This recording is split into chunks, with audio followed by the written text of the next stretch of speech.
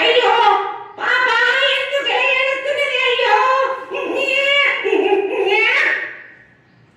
సముద్రం బహుశా ఆకలిగా ఉండొచ్చు లేదా భయంగా అనిపించిందేమో. బాలిక నేను దాన్ని ఎత్తుకొని చూసేద్దామా సముద్రకన్య అంటుంది. అవును, మృదువుగా దగ్గరికి తీసుకో. ప్రేమతో మాట్లాడితే పాపకు శాంతి కలుగుతుంది. ఒకసారి దగ్గరికి వెళ్ళు బాలిక.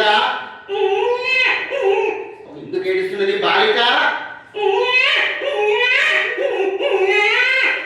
ఏం చేస్తున్నావు బాలిక? గిల్లుతున్నావా?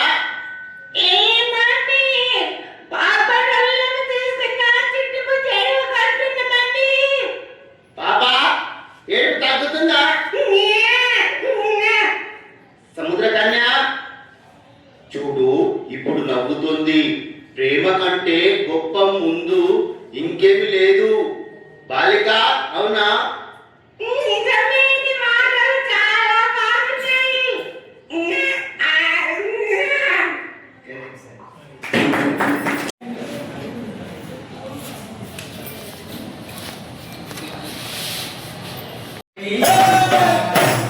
పక్షులు మేమైతే ఎంతో పైకి ఎగురుతాం.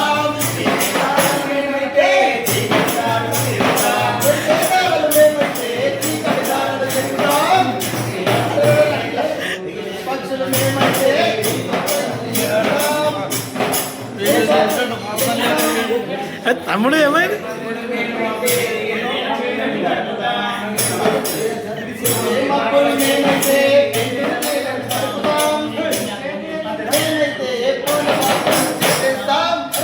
ఎగిరే పక్షులు మేమైతే ఎంతో పైకి ఎగురుతాం. Thank you sir.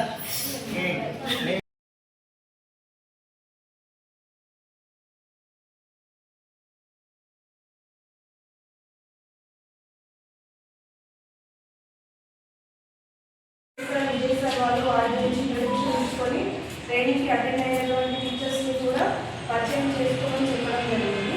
ఆ తర్వాత కోర్సు టీచర్ వాళ్ళు వారి నుంచి తీసుకొని ట్రైనింగ్కి అటెండ్ అయినటువంటి టీచర్స్ని కూడా పరిచయం చేసుకోమని చెప్పడం జరిగింది. ఆ తర్వాత కోర్సు టీచర్ పేరు మధుర. నేను చాలా అందంగా ఉంటాను. నేను చల్లని పిల్లను. ఈ అడవంటే చాలా ఇష్టం. చాలా అందంగా ఉంది. లాల లాల లాల. హాయ్ ఏనుగు, ఎలా ఉన్నావు? నా పేరు మధుర. అవునా? అడవిలో నాకు మీరు ఎదురయ్యారు. ఆకలి ఇస్తుందా? నేను వాటర్ తీసుకురావాలనా? లాల లాల లాల లాల. హాయ్ డీర్, చాలా అందంగా ఉన్నావు.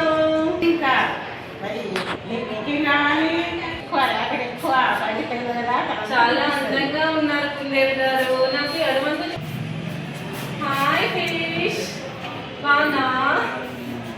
నాకు మీ చెరువులోని కమల పూలు ఏమైంది? ఇంత దగ్గర ఉన్నారు.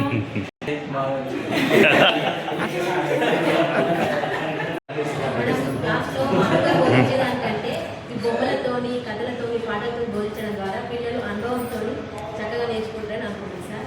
సార్ అయితే అంత బాగానే ఉంది సార్. ట్రైనింగ్ కానీ మాకు అసలు క్లాసులో చెప్పడానికే టైం ఉంటుంది ట్రైనింగ్లతోనే చదువుకోవచ్చు సార్. చేప దగ్గరికి వెళ్ళి నదిలో చేప దగ్గరికి వెళ్ళేసి చేప నాకు మంచి పువ్వులు కావాలి అని అడిగితే అది ఒక లోటస్ని తీసుకొచ్చి ఇచ్చింది. ఆ పాప చాలా ఆనందపడింది. తక్కువ పువ్వులు సంపాదించడానికి విమానం ఎక్కేసి